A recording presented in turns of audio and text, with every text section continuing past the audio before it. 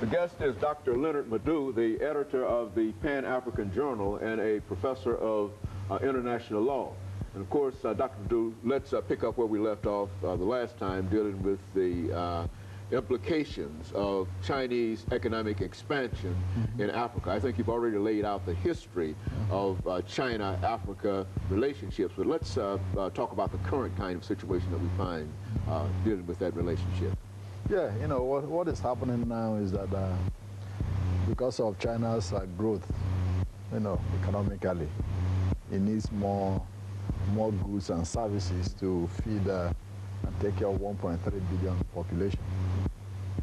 But of course, how did China get here, you know, to become such a preeminent economic power in such a short period of time? Since 1949. Exactly. Remember, the Communist Revolution was in 1949, and this is, you know, 2008. What happened was that, you know, when the communists came to power, Mao Zedong believed in a theory called politics first. Deng Xiaoping, who was the Secretary General of the Chinese Communist Party, you know, believed in economics first. And both of them didn't see eye to eye. So that was the reason for the Cultural Revolution in China in the 1960s. Mao Zedong wanted to eliminate all opposition, those who believed in economic, you know, economic development first. He believed in political independence and development first, economics second. Deng Xiaoping and Liu Shaoqi believed in economics first. Okay. So when Mao Zedong died, you know, in 1976, he was replaced by a guy called Hua Guofeng. Hua Guofeng wanted to continue with the policies of Mao Zedong, but the supporters of Deng Xiaoping, you know, didn't want that to continue. So what happened was that they conspired against him, removed him from power, and returned Deng Xiaoping to power. When Deng came back to power, the first thing he enunciated was what was called the four modernization. Modernizing economy, you know, agriculture, science and technology, the military, and all that. That's what gave China its economic leap forward. This was in about 1978 when he articulated his policy of modernization.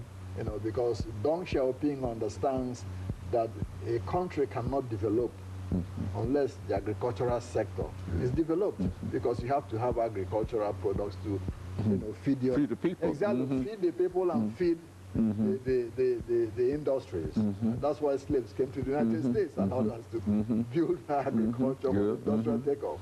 So Deng emphasized these things. And moreover, he intermarried capitalism with communism. Okay, yeah. He said, hey, you know, we can develop, people can make money as far as they don't challenge the primacy of the Communist Party. Okay? One country, two systems. He did with Hong Kong, the same way with Hong Kong. Okay. Hey, no problem, let people in Hong Kong make all the money they want. As long as they don't challenge, they get good. Okay? That's what the Russians would have done. That's why people in Russia were mad about Gorbachev not having done the same thing. Okay? So that's what brought China where it is now. Today in Africa, we have about 1 million Chinese working in Africa. Almost 1 million Chinese in Africa. Building roads in Kenya. Building hydropower stations in Ghana. Mobile phones. Building mobile phones in Ethiopia. 45% of the offshore oil reserves in Nigeria are owned by Chinese. There are about 50,000 Chinese in Nigeria alone. Much more than the British colonialists in Nigeria during independence. Okay? Today, trade volume between China and Africa is $59 billion. Third only to the United States and France. Okay? China is Africa's third largest trading partner today, with about $59 to $60 billion in trade. Okay? And this is a large sum of money. The Tanzam Railway,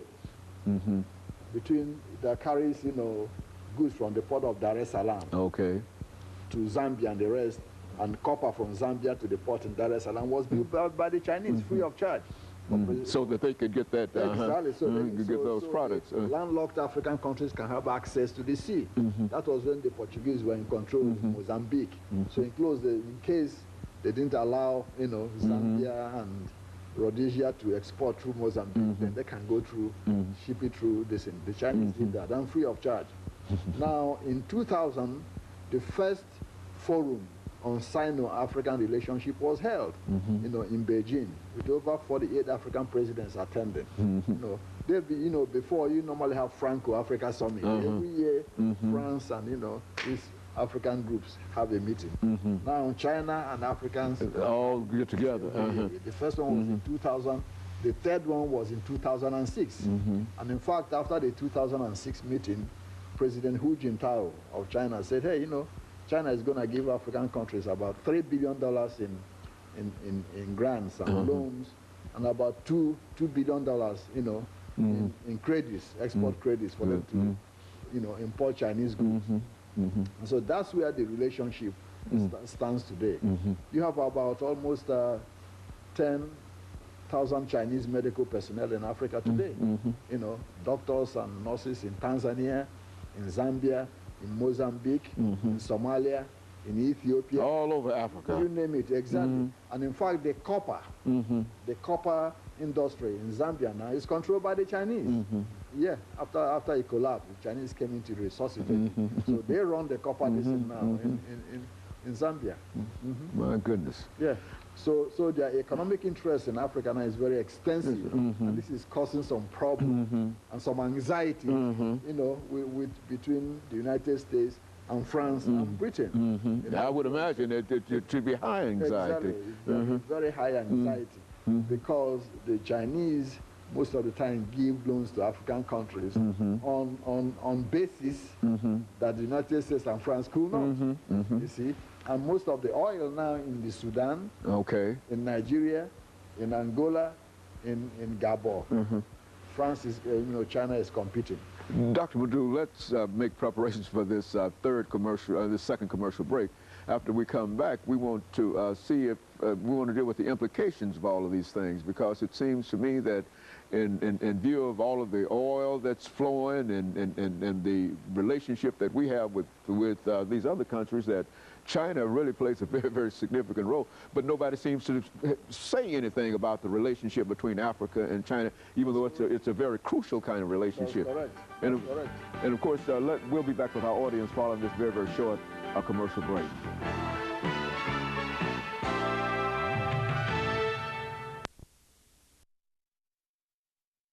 The topic is the implication